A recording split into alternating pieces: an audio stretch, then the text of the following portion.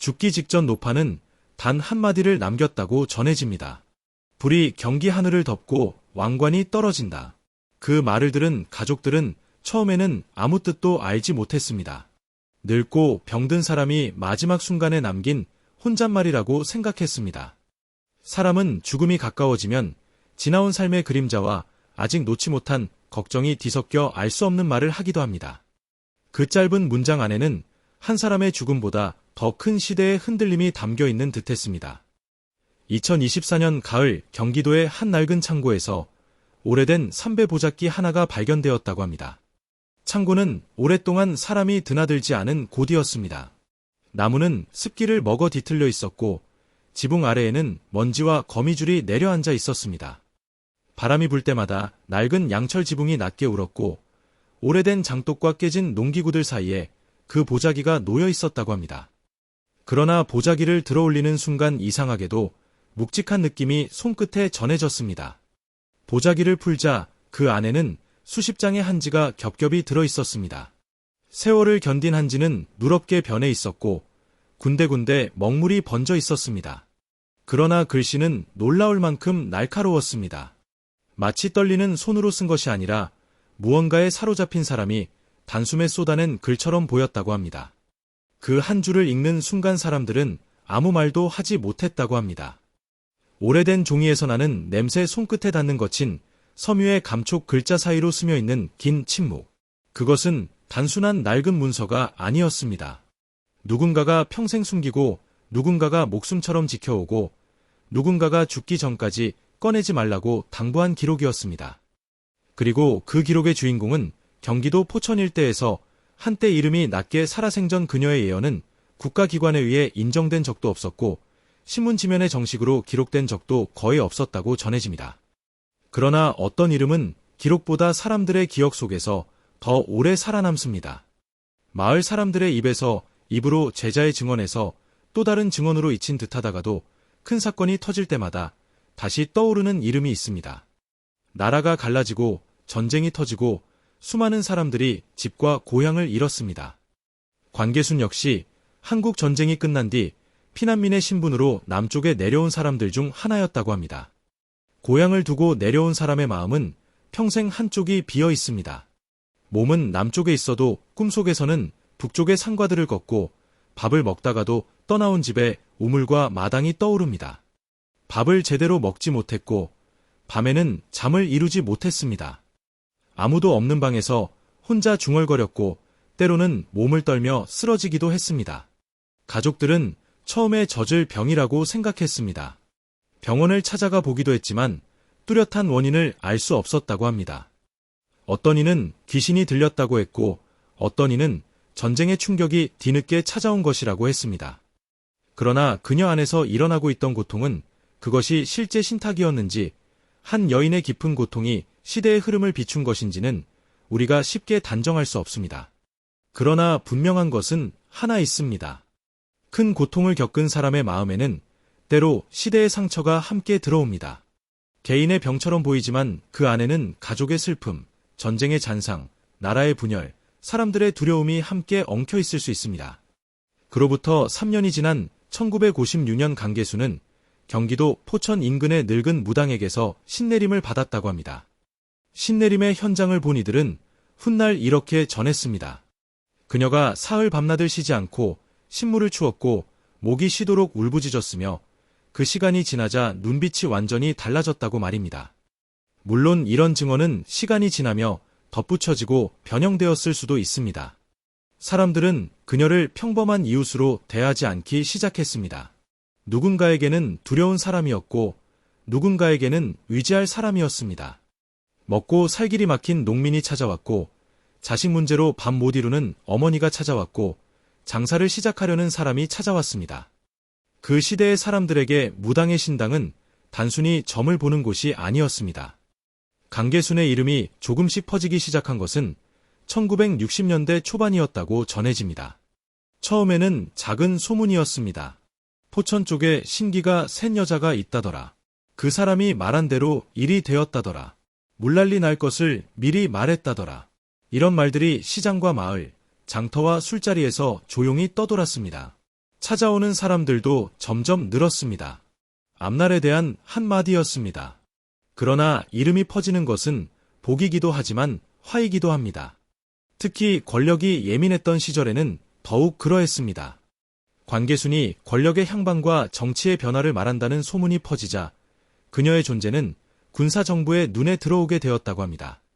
사람의 운명을 말하는 것은 용인될 수 있어도 시대를 흔드는 말이 되어버렸습니다. 1965년과 1971년 강계수는 두 차례에 걸쳐 연행되고 구금되었다고 전해집니다. 그 과정에서 그녀가 남긴 기록들 대부분은 압수되거나 소각되었다고 합니다. 당시의 정확한 문서가 모두 남아있는 것은 아니지만 유족과 제자들은 그렇게 증언했습니다. 그런데 단 하나의 기록이 살아남았습니다. 그녀의 막내딸이 품속에 숨겨 몰래 빼냈다는 삼배보자기 소개한지 문서였습니다. 아이는 어머니가 왜 그 종이를 그토록 지키려 했는지 처음에는 몰랐을 것입니다. 그러나 어머니의 눈빛이 너무 절박했기에 그것이 단순한 종이가 아니라는 것만은 알았을 것입니다. 그 말은 이상했습니다. 기록이 스스로 열린다는 것은 무슨 뜻일까요? 종이는 스스로 말을 하지 않습니다. 보잡기는 스스로 풀리지 않습니다. 그러나 때가 되면 사람의 마음이 움직입니다. 잊고 있던 기억이 떠오르고 감춰두었던 물건을 다시 꺼내게 되고 오래전들은 말이 갑자기 현실처럼 다가옵니다. 어쩌면 강계순이 말한 스스로 열린다는 뜻은 시대의 흐름이 그 기록을 다시 부르게 된다는 의미였을지도 모릅니다. 세상이 크게 흔들린다. 그때 꺼내도 늦지 않는다. 죽음을 앞둔 사람이 그런 말을 남겼을까요? 자기 이름이 잊히는 것이 두려웠기 때문일까요? 아니면 자신이 본 것들이 언젠가 사람들에게 경고가 되어야 한다고 믿었기 때문일까요? 우리는 정확히 알 수 없습니다. 그러나 그녀의 마지막 당부가 가족들에게는 무거운 짐처럼 남았습니다. 함부로 꺼내기도 두렵고 영원히 묻어두기도 어려운 기록, 군사정권의 시대도 지나갔고 민주화의 물결도 지나갔고 외환위기도 지나갔고 붉은 월드컵의 함성도 지나갔습니다. 사람들은 스마트폰으로 세상을 보고 뉴스는 하루에도 수십 번 바뀌고 과거의 무당 이야기는 점점 낡은 전설처럼 들리게 되었습니다.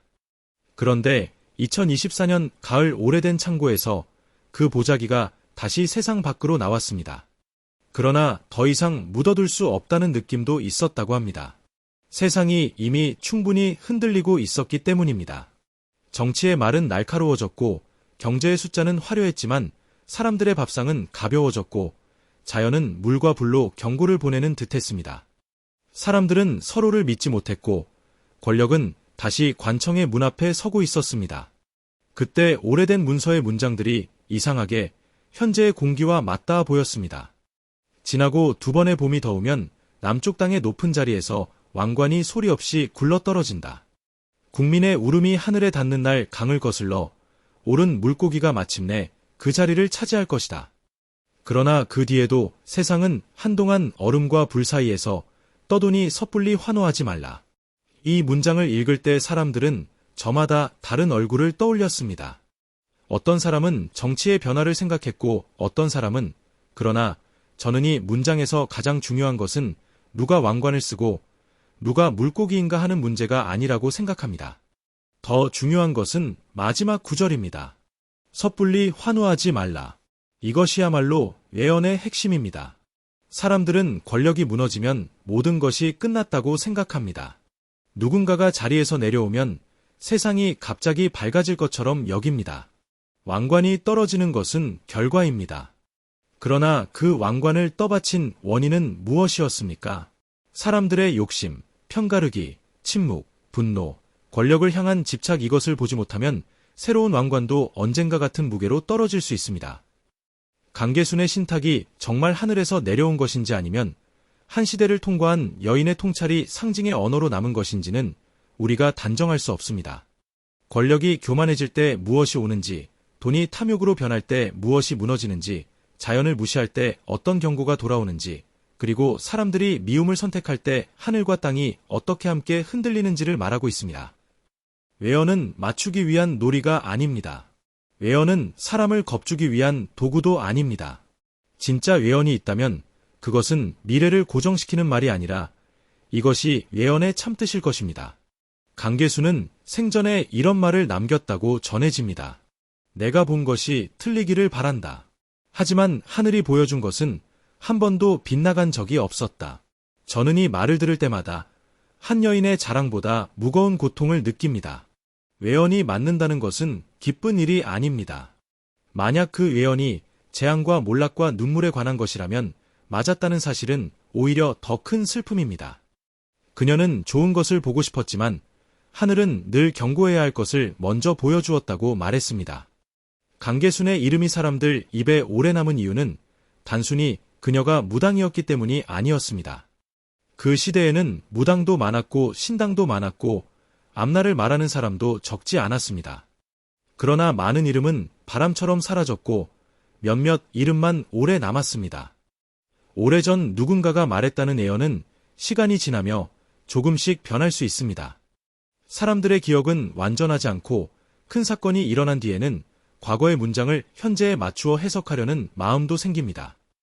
그러나 그럼에도 불구하고 어떤 말들은 이상하게 시대의 한가운데를 찌릅니다. 너무 막연하지 않고 너무 가볍지도 않으며 사건이 지나간 뒤에도 사람들의 가슴에 남습니다. 당시 그곳을 찾은 이들은 모두 다른 사연을 안고 왔습니다. 누구는 병든 자식 때문에 왔고, 누구는 사업 때문에 왔고, 누구는 남편의 술버릇 때문에 왔고, 누구는 집안에 계속되는 불운 때문에 찾아왔습니다. 어떤 사람은 조용히 손수건을 쥐고 있었고, 어떤 사람은 밤새 버스를 타고 와 눈이 붉게 충혈되어 있었다고 합니다. 그곳에 앉은 관계수는 많은 말을 하지 않았다고 전해집니다. 어떤 때는 상대가 사연을 다 말하기도 전에 눈을 감고 오래 침묵했고 어떤 때는 알 수 없는 말을 중얼거리다가 갑자기 한 문장만 던졌다고 합니다. 사람들은 그 한 문장을 붙잡고 돌아갔습니다. 그는 자신감이 넘쳤습니다. 사람들은 그에게 투자했고 주변에서는 곧 큰 돈을 벌 것이라고 말했습니다. 그런데 강계수는 그의 얼굴을 한참 바라보다가 이렇게 말했다고 전해집니다. 올가을 큰 물이 지나면 그 사업은 사라진다. 그 말은 이상했습니다. 사업의 종류를 묻지도 않았고 계산서를 보지도 않았고 시장 상황을 분석하지도 않았는데 갑자기 큰 물 이야기를 한 것입니다. 그러나 그해 가을 기록적인 폭우가 쏟아졌고 사업장은 물에 잠겼으며 복구 비용을 감당하지 못해 결국 문을 닫았다는 이야기가 훗날까지 전해졌습니다. 이런 이야기를 들으면 사람들은 예언의 적중만 떠올립니다. 하지만 저는 그보다 더 깊은 것을 봅니다.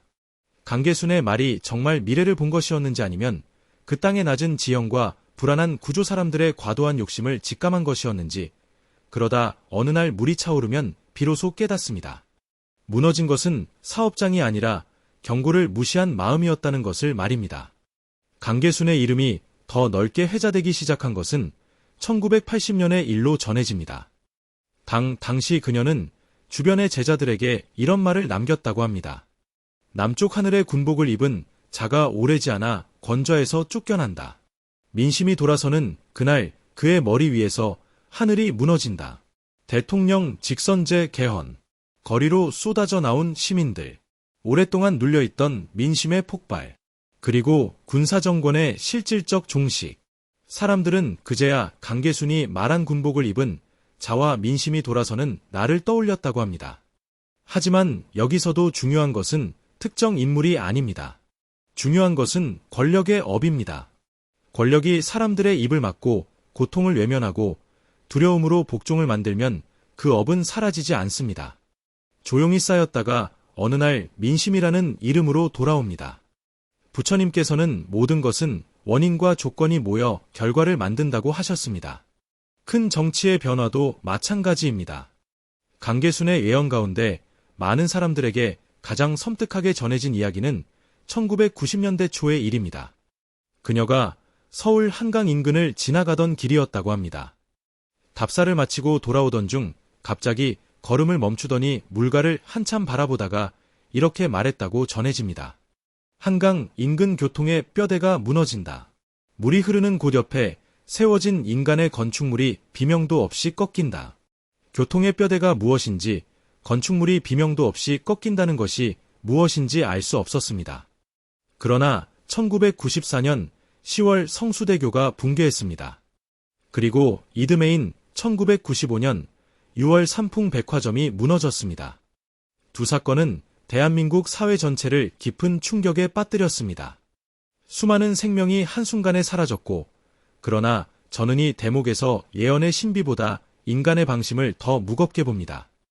다리가 무너지고 건물이 무너진 것은 하늘이 갑자기 벌을 내렸기 때문만이 아닙니다.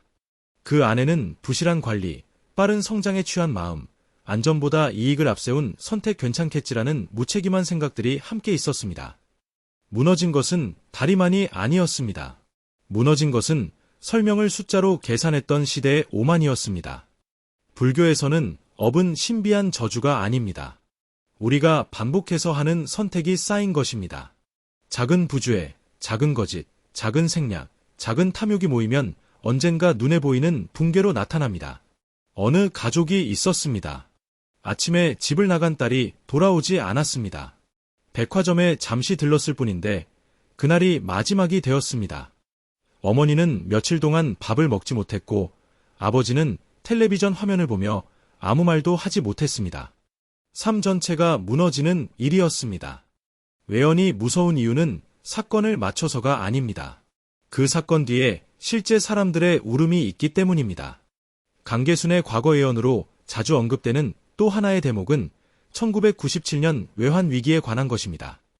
기록에는 이런 말이 남아 있었다고 전해집니다. 나라의 곳간이 텅 빈다. 바깥 손길에 기대는 수치스러운 날이 온다. 이 문장은 훗날 외환위기와 연결되어 해석되었습니다. 나라의 금고가 흔들리고 많은 기업이 쓰러지고 가장 직장을 잃고 수많은 가정이 빚과 불안 속에 놓였던 시기였습니다.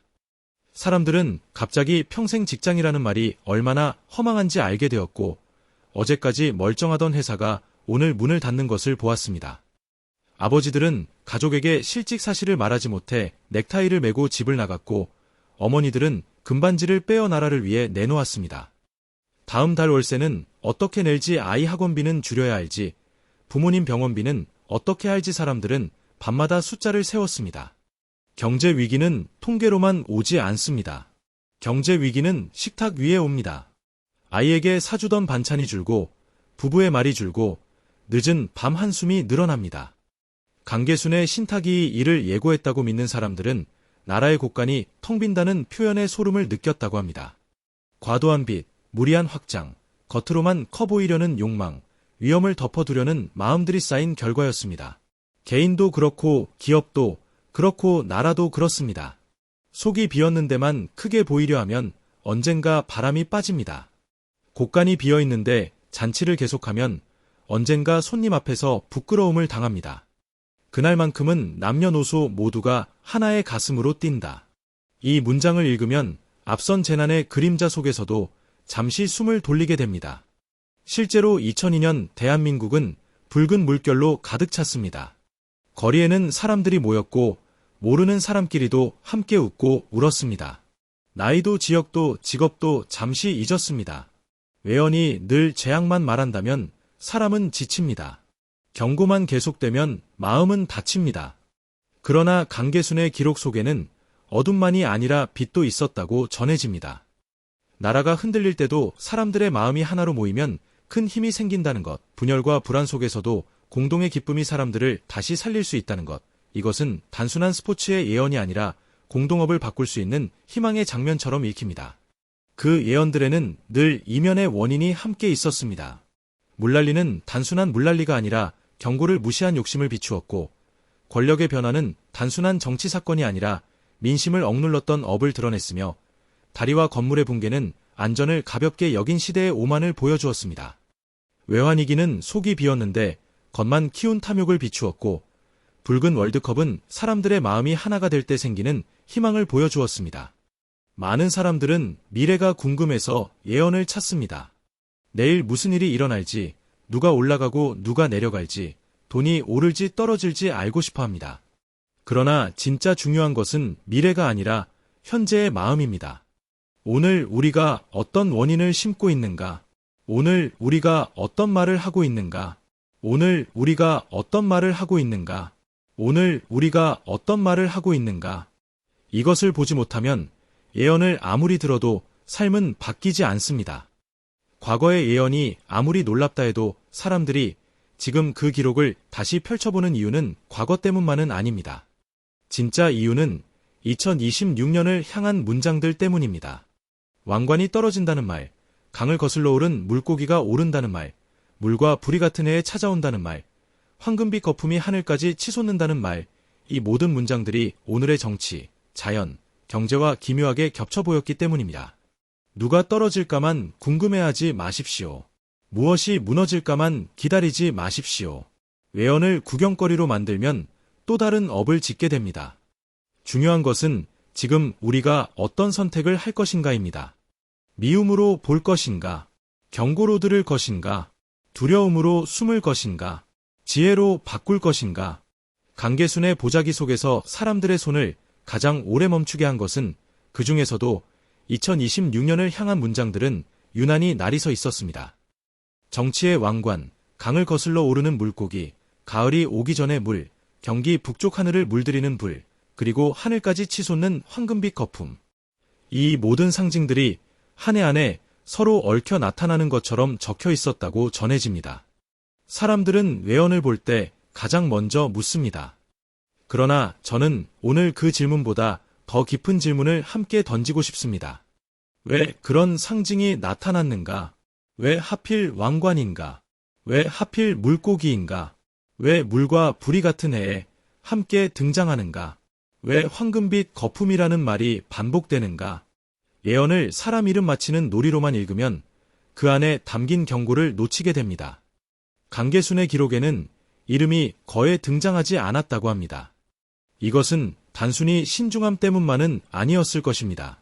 이름은 시대가 지나면 바뀝니다. 그러나 상징은 반복됩니다. 왕관을 쓰는 사람은 늘 있고 물살을 거슬러 올라가려는 사람도 늘 있으며 관청의 문 앞에 서게 되는 권력자도 시대마다 나타납니다. 그러므로 강계순이 이름 대신 상징을 남겼다면 그것은 특정 인물보다 더 큰 흐름을 보라는 뜻일지도 모릅니다. 문서에는 이런 구절이 있었다고 전해집니다. 선거가 끝나고 여름이 지나기 전 왕관을 쓴 자의 이마에서 식은땀이 흐르기 시작한다. 관청의 문이 그를 향해 열리고 발이 아무리 빠른 자도 관제의 그물을 오래 피할 수 없다.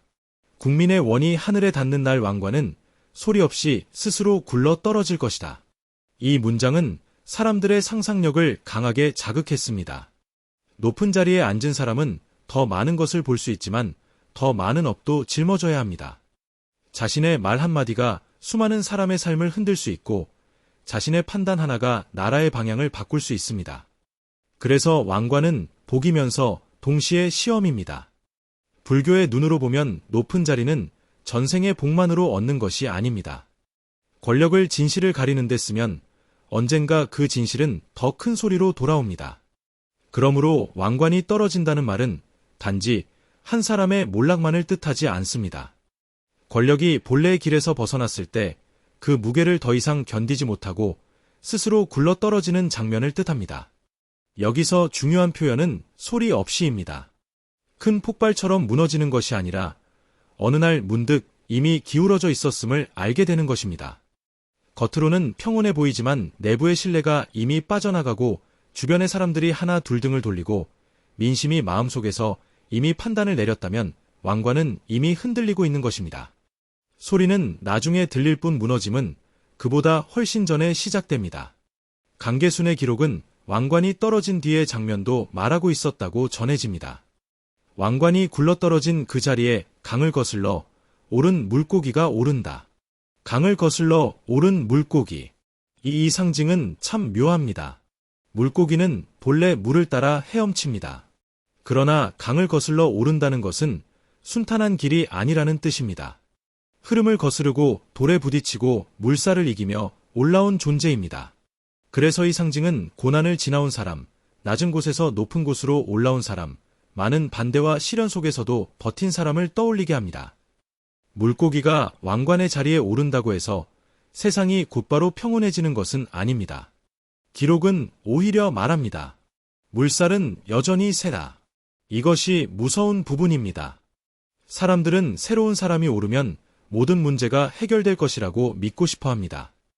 그러나 권력이 바뀌어도 사람들의 분노가 그대로 남아있고 제도가 그대로 병들어 있으며 경제의 거품이 그대로 있고 서로를 미워하는 말이 계속된다면 물살은 여전히 거칩니다. 그러므로 강계순의 정치 예언이 전하는 핵심은 단순한 권력 교체가 아닙니다.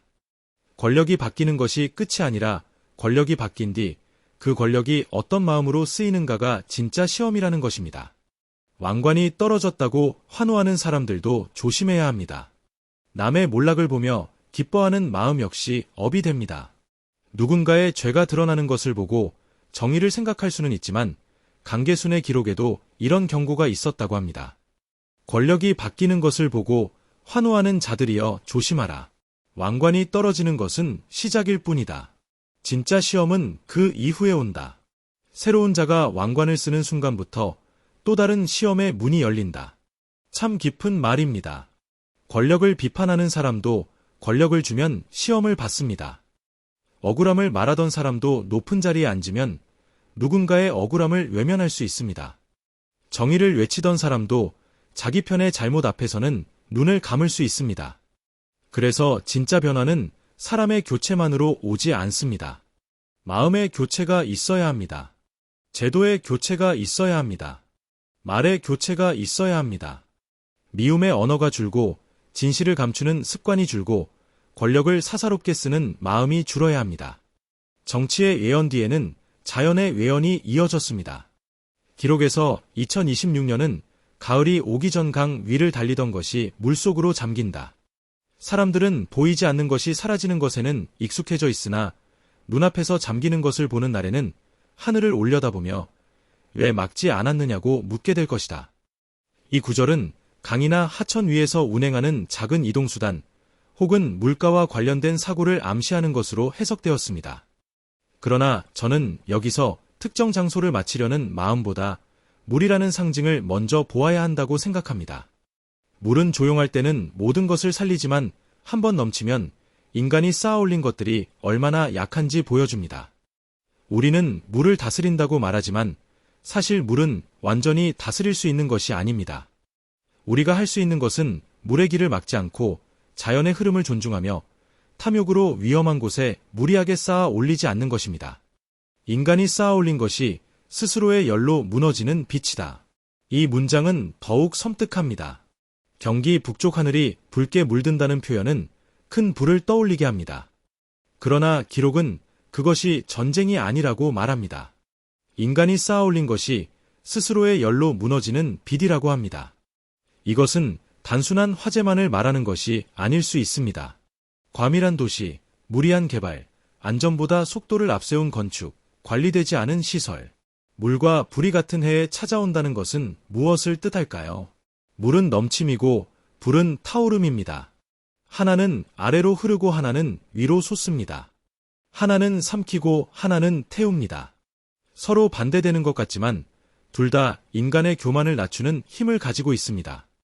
물 앞에서 사람은 자신이 쌓은 뒷과 다리가 얼마나 약한지 알게 되고 불 앞에서 사람은 자신이 만든 건물과 물건이 얼마나 순식간에 사라질 수 있는지. 강계순은이 두 재앙을 묘사하며 이런 말도 남겼다고 전해집니다. 물과 불이 같은 해에 찾아오는 것은 하늘의 경고다. 땅의 사람들이 서로를 향해 칼을 겨우기 시작하는 시기에는 하늘도 함께 요동친다. 이 구절을 문자 그대로만 읽을 필요는 없습니다. 그러나 상징적으로는 매우 깊습니다. 사람들이 서로를 향해 칼을 겨눈다는 것은 꼭 실제 칼만을 뜻하지 않습니다. 정치적 편가르기에 칼도 있습니다. 가족 안에서, 직장 안에서, 나라 안에서 사람들이 서로를 사람으로 보지 않고 적으로 보기 시작하면 그 기운은 사회 전체를 탁하게 만듭니다. 불교에서는 말 한마디도 업을 짓는다고 합니다. 그러니 수많은 미움의 말이 매일 쌓이면 그것이 어찌 아무 결과도 만들지 않겠습니까? 물론 비가 내리고 불이 나는 일을 모두 사람의 마음 탓으로 돌려서는 안 됩니다. 그러나 인간의 탐욕과 무관심이 자연재해와 사고의 피해를 키운다는 것은 분명합니다. 관리하지 않은 시설, 무리한 개발, 안전을 뒤로 미루는 문화, 기후 변화에 대한 무책임, 서로 책임을 떠넘기는 태도, 이것들이 모이면 자연의 경고는 더 큰 피해로 돌아옵니다. 정치의 왕관과 자연의 물과 불이 지나간 뒤 강계순의 기록은 경제의 황금빛 거품으로 넘어갑니다. 이 대목은 오늘을 사는 사람들에게 매우 민감하게 들릴 수 있습니다. 황금빛 거품이 하늘까지 치솟는 날, 그 아래에서 사람들이 땅속으로 스며들기 시작한다. 뒤늦게 불길에 뛰어드는 자들은 불이 아닌 재를 움켜쥐게 될 것이다. 이 문장은 주식시장이나 자산시장 과열에 대한 경고로 해석되었습니다. 황금빛 거품. 얼마나 아름답고 위험한 표현입니까? 거품은 빛을 받으면 눈부십니다. 사람들은 그 빛을 보고 다가갑니다. 나도 놓치면 안 될 것 같고 남들은 다 벌고 있는 것 같고 멀리서 보면 크고 빛나지만 손에 닿는 순간 터질 수 있습니다. 돈을 벌고 싶은 마음은 죄가 아닙니다. 가난에서 벗어나고 싶은 마음도 죄가 아닙니다. 가족에게 더 나은 삶을 주고 싶은 마음, 노후를 준비하고 싶은 마음, 열심히 일한 만큼 보상받고 싶은 마음은 모두 자연스러운 것입니다. 강계순의 기록은 뒤늦게 불길에 뛰어드는 자들을 말합니다. 이것은 참 잔인할 만큼 정확한 표현입니다.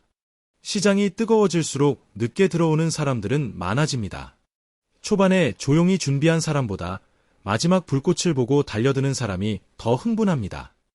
뉴스에서 오른다고 하고 주변에서 벌었다고 하고 유튜브에서 기회라고 하고 채팅방에서 지금이 마지막이라고 하면 마음이 흔들립니다. 이런 이야기를 할 때 우리는 조심해야 합니다. 이것은 특정 투자를 하라 하지 말라 하는 말이 아닙니다. 저는 누구에게도 재정 판단을 대신해 줄 수 없습니다. 다만 인과의 원리는 분명히 말할 수 있습니다. 모르는 곳에 돈을 넣으면 불안이 따라옵니다. 비드로 욕망을 키우면 잠을 잃습니다. 남의 말만 듣고 움직이면 결과가 나빠졌을 때 남을 원망하게 됩니다. 황금 거품은 한 해가 저물기 전에 꺼지기 시작한다. 그러나 완전히 꺼지지는 않는다. 겨울 제사가 끝나기 전에 가장 큰 흔들림이 온다. 사람들은 이 문장을 보고 시기를 계산하려 합니다. 언제 조정이 오는가? 얼마나 떨어지는가? 무엇이 살아남는가? 그러나 저는 그보다 흔들림이라는 단어가 더 중요하다고 생각합니다. 시장이 흔들리는 것보다 먼저 마음이 흔들립니다. 결국 경제의 위기는 차트에서만 일어나는 것이 아니라 사람의 마음 속에서 먼저 일어납니다. 탐욕이 두려움으로 바뀌는 순간 사람들은 평소 하지 않던 선택을 합니다. 강계순의 기록에는 이런 흥미로운 표현도 있었다고 합니다. 5 손가락 중 엄지만 살아남는다. 나머지 넷은 모두 꺾인다. 많은 사람들은 이 구절을 특정 종목이나 특정 산업에 대한 외연으로 해석하려 합니다. 예언을 투자 종목 찾는 도구로 쓰는 순간 우리는 그 경고를 탐욕의 재료로 바꾸게 됩니다.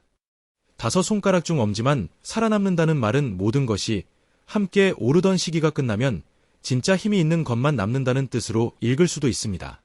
겉만 화려한 것, 남의 말로만 옳은 것, 빛과 기대 위에 세워진 것들은 꺾이고 실제 가치와 견딜 힘이 있는 것만 남는다는 뜻일 수 있습니다. 숫자는 오르되 밥상은 비고 지갑은 두터워 보이되 살림은 얇아진다. 이것이 바로 하늘이 내리는 가장 교묘한 시험이다.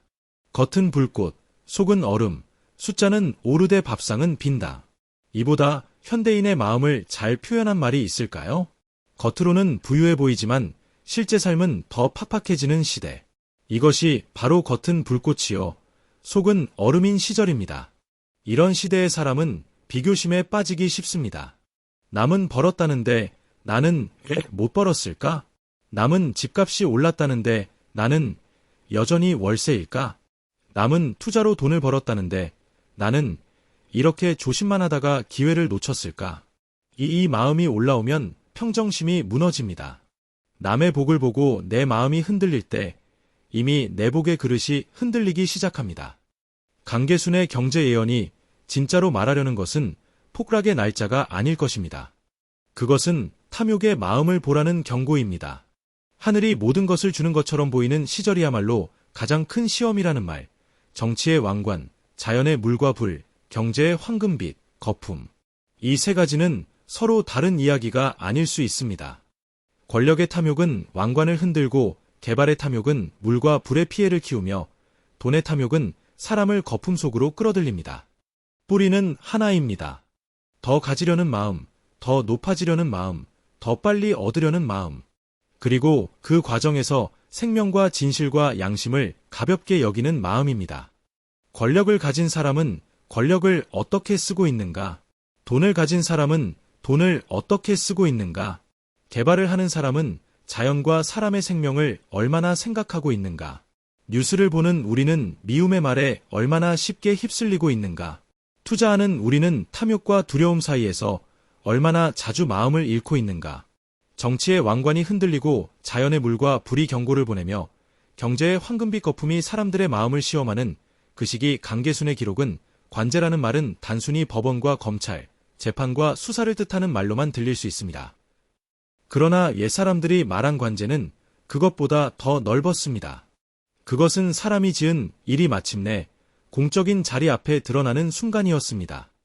숨기고 싶었던 일이 문서가 되고 외면하고 싶었던 말이 증언이 되며 하늘이 내린 관제는 피하는 것이 아니라 받아들이는 것이다. 피하려 들수록 더 깊이 빠져들고 버티려 할수록 더 큰 수치가 따른다. 이 문장을 읽으면 사람들은 곧바로 특정 인물이나 특정 사건을 떠올리려 합니다. 누가 끌려 들어가는가? 누가 피하려 하는가? 누가 더 큰 수치를 맞이하는가? 그러나 오늘 우리는 그렇게 급하게 이름을 붙이지 않으려 합니다. 관제는 남의 일만이 아닙니다. 큰 권력을 가진 사람에게만 오는 것도 아닙니다. 사람은 누구나 자신이 지은 일 앞에 서게 됩니다. 법정에 서지 않더라도 양심 앞에 섭니다.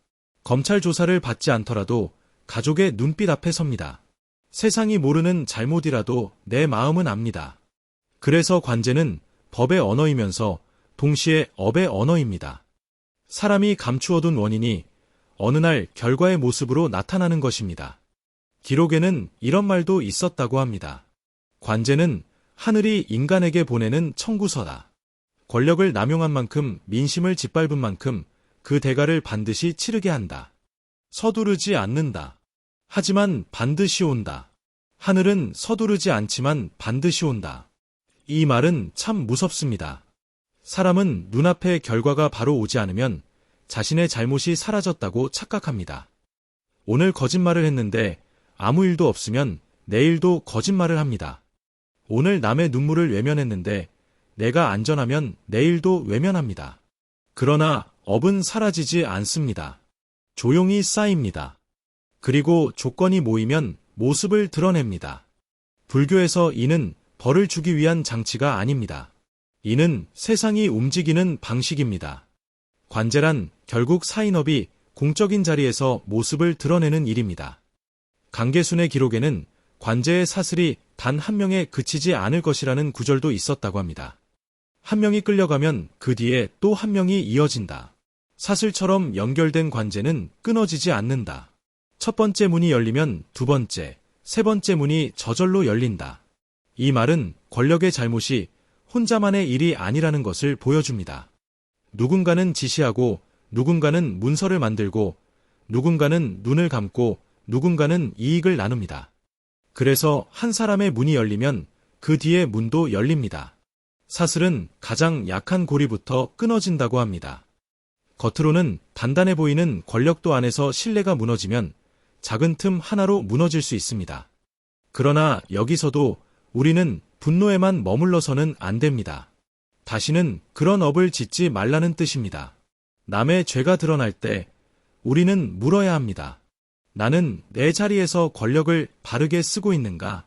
나는 가족 안에서, 직장 안에서, 작은 관계 안에서 누군가를 억누르고 있지는 않은가? 나는 내 잘못을 인정할 줄 아는가? 강계순의 기록에는 관제를 받아들이는 태도에 관한 말도 있었다고 합니다. 관제를 받아들이는 태도에 관한 말도 있었다고 합니다. 이것은 참여에 관한 말로도 읽을 수 있습니다. 불교에서 참회는 단순히 잘못했습니다라고 말하는 것이 아닙니다. 자신의 잘못을 정확히 보고 그 잘못을 다시 반복하지 않겠다고 마음을 바꾸는 것입니다. 사람은 누구나 잘못할 수 있습니다. 그러나 잘못한 뒤에 태도가 그 사람의 다음 길을 결정합니다. 인정하는 사람에게는 길이 열리고 끝까지 부정하는 사람에게는 더 깊은 어둠이 옵니다. 한반도 안의 정치와 경제만이 아니라 세계 질서를 지탱해온 강대국들의 흔들림에 관한 문장들이 이어졌다고 전해집니다. 기록에는 황금 독수리, 붉은 용, 동쪽 섬나라는 상징이 등장합니다. 이것을 사람들은 각각 세계의 강대국들을 가리키는 말로 해석했습니다. 그러나 여기서도 우리는 특정 나라에 대한 미움이나 우월감으로 읽어서는 안 됩니다. 두 날개가 서로를 향해 발톱을 세우는 날 독수리는 더 이상 하늘을 지배하지 못한다. 그 틈 사이로 동방의 작은 나라가 서서히 모습을 드러낸다. 황금 독수리라는 상징은 거대한 힘과 오래된 지배력을 떠올리게 합니다. 하늘을 지배하던 독수리가 병든다는 것은 외부의 적에게 당한다는 뜻만은 아닐 수 있습니다. 한 나라든 한 가정이든 한 조직이든 내부가 서로를 찢기 시작하면 외부의 적보다 먼저 자신 안에서 무너집니다. 중국을 연상시키는 붉은 용에 대한 목을 가다듬은 구절도 있었다고 전해집니다. 거대한 붉은 땅이 스스로의 무게를 견디지 못하고 흔들린다. 천하를 호령하던 붉은 용이 안에서부터 썩어 들어가고 그 썩음이 표면으로 드러나는 날 세상은 놀라움을 금치 못한다. 겉으로는 높은 건물이 올라가고 도시는 번쩍이며 군대와 자본이 강해 보여도 사람들의 삶이 무너지고 젊은 세대가 희망을 잃고 진실을 말할 수 없는 공기가 쌓이면 그 안에 균열은 점점 커집니다. 관계순의 기록이 말하는 붉은 용의 흔들림은 특정 나라를 조롱하라는 말이 아니라 모든 권력과 모든 체제가 자기 안에 부패를 외면하면 무너진다는 경고로 읽을 수 있습니다. 그날이 오면 한반도는 그들을 받아들일 것이다. 이 문장을 들으면 사람들은 곧바로 지진과 해일, 바다와 땅의 붕괴를 떠올립니다. 그러나 여기서도 중요한 것은 두려움만이 아닙니다. 기록의 마지막 부분입니다. 한반도는 그들을 받아들일 것이다. 이것은 원한을 넘어선 자비의 문장입니다. 역사 속에서 상처가 있었고 미움이 있었고 아직 풀리지 않은 기억이 있다 해도 강계순의 강대국 외연 말미에는 이런 구절이 있었다고 합니다. 제국이 무너지는 것은 외부의 적 때문이 아니다. 제국은 언제나 자기 자신에 의해 무너진다. 교만이 쌓이는 만큼 빈틈도 커지고 그 빈틈으로 바람이 들어온다. 이 문장은 나라뿐 아니라 우리 개인에게도 그대로 적용됩니다. 사람도 자기 자신에 의해 무너집니다. 남이 나를 망치는 것처럼 보이지만 그 빈틈으로 불행이 들어옵니다. 그래서 수행은 큰 일을 하기 전에 자기 빈틈을 보는 일입니다.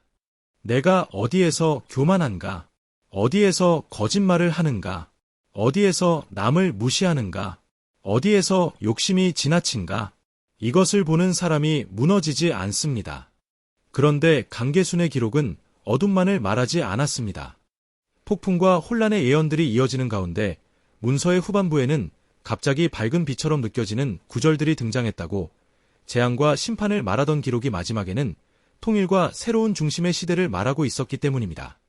기록에는 이런 문장이 있었다고 합니다. 두 손이 맞잡히는 해, 백두에서 한라까지 하나의 노래가 흐른다. 칼이 아닌 말로, 싸움이 아닌 눈물로 이루어지는 그날이 반드시 온다. 하늘은이 땅이 오랫동안 둘로 갈라져 있는 것을 원치 않는다. 수많은 가족의 이별이고 전쟁의 기억이며 서로에 대한 두려움과 오해입니다. 백두에서 한라까지 하나의 노래가 흐른다는 것은 단순한 정치적 통일만을 말하지 않을 수 있습니다. 그것은 마음의 통일, 기억의 화해, 눈물의 만남을 뜻합니다. 칼이 아니라 말로, 싸움이 아니라 눈물로 이루어진다는 표현은 통일이 폭력이 아니라 치유의 길이어야 함을 말합니다. 한반도는 지구의 상처를 치유하는 중심이 될 것이다.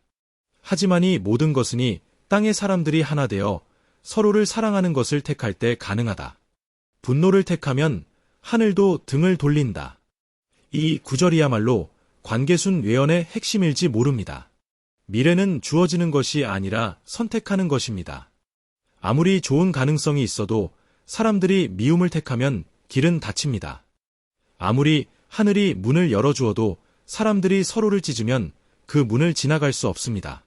통일은 사람들의 마음이 준비될 때 옵니다. 북쪽 사람을 적으로만 보지 않고 남쪽 사람을 배신자로만 보지 않고 서로의 고통을 들을 준비가 되어 있을 때 비로소 시작됩니다. 강계순의 기록에는 통일 이후의 한반도에 관한 놀라운 문장도 있었다고 전해집니다. 하나가 된 한반도로 세계의 자본과 사람이 몰려든다. 이 땅이 세상의 새로운 중심이 된다. 동방의 작은 나라가 세계 경제의 짐작 역할을 하는 날이 온다. 사람들은 이 문장을 읽고 가슴이 뛰었다고 합니다. 오래도록 강대국 사이에서 흔들렸던 작은 나라가 어느 날 세계의 중심이 된다. 분단의 상처를 딛고 일어난 땅이 새로운 경제와 문화의 심장이 된다. 이것은 매우 밝은 외언입니다. 그러나 저는 이 문장도 단순한 영광의 약속으로만 읽지 않으려 합니다. 중심이 된다는 것은 더 큰 책임을 진다는 뜻입니다. 새벽을 여는 자가 나타난다. 그는 3번의 실패를 딛고 일어선 자이며 날카로운 눈빛과 온화한 미소를 동시에 지닌 자다. 기존의 정치문법을 깨낸 자이며 숱한 고난을 이겨낸 자다. 사람들은 이 대목에서 또다시 이름을 찾으려 합니다. 누구인가? 어느 정치인인가? 어느 지도자인가? 그러나 여기서도 조심해야 합니다. 새벽을 여는 자는 한 사람일 수도 있고 한 세대일 수도 있습니다. 3번의 실패를 딛고 일어선다는 것은 한 인간의 이력일 수도 있지만 한 민족의 역사일 수도 있습니다. 식민, 전쟁, 분단, 가난, 독재, 외환위기, 촛불, 갈등. 우리는 이미 여러 번 넘어졌고 여러 번 다시 일어섰습니다. 어쩌면 새벽을 여는 자는 우리 모두가 되어야 할 모습인지도 모릅니다. 이 한 문장이 모든 예언을 다시 바꿉니다. 만약 미래가 완전히 정해져 있다면 예언은 아무 의미가 없습니다. 어차피 일어날 일이라면 경고도 필요 없습니다. 그러나 예언이 우리에게 주어졌다는 것은 아직 선택의 여지가 있다는 뜻입니다. 경고를 듣고 바꿀 수 있다는 뜻입니다. 물이 오기 전에 살피고 불이 오기 전에 위험을 줄이고 권력이 무너지기 전에 교만을 내려놓고 경제가 흔들리기 전에 탐욕을 줄이고 강계순이 평생 기록을 숨기고 때가 되기 전에는 꺼내지 말라고 했던 이유도 여기에 있을지 모릅니다. 너무 이른 예언은 사람을 바꾸기보다 사람을 흥분시킬 수 있습니다. 어떤 이는 두려움에 빠지고 어떤 이는 예언을 이용해 권력을 얻으려 하며 어떤 이는 남의 불행을 기다리게 됩니다. 그녀가 생전에 이렇게 말했다는 것입니다. 하늘이 내게 보여준 것들 중에는 내가 감당하기 어려운 것들도 있었다. 그런 것들은 차마 기록하지 못했다. 이 말은 오래 생각하게 만듭니다. 기록한 것보다 기록하지 못한 것이 더 무거웠다는 뜻입니다. 사람은 모든 것을 말할 수 없습니다. 어떤 진실은 너무 이르면 독이 되고 어떤 장면은 보는 사람의 마음을 무너뜨립니다. 그녀의 삶을 돌아보면 한 여인의 고통이 보입니다. 한국 전쟁의 폐허 속에서 고향을 잃고 신병을 앓고 무당의 길에 들어서고 군사정부의 탄압을 받으면서도 기록을 멈추지 않았습니다. 많은 기록이 사라졌지만 막내딸이 숨긴 삼배 보자기 하나가 남았습니다. 이것이 오늘 이야기를 마무리하며 제가 가장 전하고 싶은 말입니다. 왕관이 떨어질지 물고기가 오를지 물과 불이 어디서 나타날지 황금빛 거품이 언제 꺼질지 어느 나라가 흔들릴지 통일이 언제 올지 이런 질문도 사람들의 마음을 붙잡을 수 있습니다. 그러나 내 가족과 이웃에게 나는 따뜻한 사람인가, 두려운 사람인가? 강계순의 기록이 정말 하늘의 신탁인지, 한 여인의 통찰인지, 혹은 시대가 만들어낸 상징인지 우리는 끝까지 단정할 수 없습니다. 그러나 그 기록이 오늘 우리에게 던지는 질문은 분명합니다. 내 마음의 탐욕을 하나 줄이고, 내 말의 미움을 하나 줄이고, 내 나라를 위해 하루 한 번이라도 맑은 마음을 내십시오. 그것이 예언을 바꾸는 일입니다. 그것이 업을 바꾸는 일입니다. 그것이 미래를 바꾸는 일입니다. 죽기 직전 노파가 남겼다는 그 한마디 불이 경기 하늘을 덮고 왕관이 떨어진다는 말은 우리를 겁주기 위한 말이 아닐지도 모릅니다. 어쩌면 그것은 이렇게 묻는 마지막 질문일지도. 그 질문 앞에서 우리가 할 일은 남의 이름을 맞히는 것이 아닙니다. 내 마음을 맞히는 것입니다. 내 안의 왕관은 무엇인지, 내 안의 탐욕은 어디에 있는지, 내 안의 미움은 누구를 향하고 있는지 살피는 것입니다. 그렇게 한 사람 한 사람이 마음의 방향을 바꿀 때 예언은 두려운 운명이 아니라 지나간 경고가 될 수 있습니다. 미래는 하늘이 보여주되